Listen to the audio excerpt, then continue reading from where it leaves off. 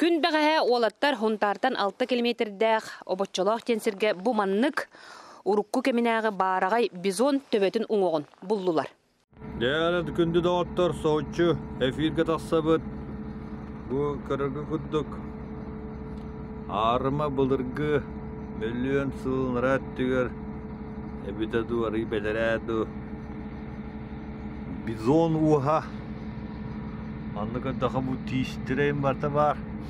Бәғәһә кие 4 часағына Степан Кардашевская погрузчигынан бору бахан темир көлі абырақ бұда улахан бәйләқ моз көстін келбет.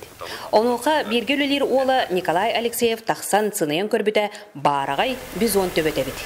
Әбет кәнді 4-5 сағына бұл манна күмақ тейе жамыт бұл тұра ребедеттен еті ұңғық төбен оған болан бұлпыт.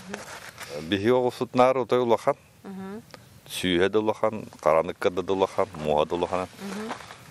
Оны те өсі ол бұғығар өсі әтергеділі өсі ғыдай бұтсыттады.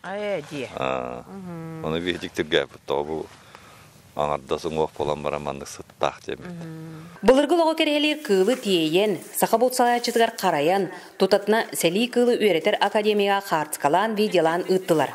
Анал үйрәқтәқ бұға сабағылағынан истеп бизона историяға улахан суалталақ наукаға сәдәқ болымны болар.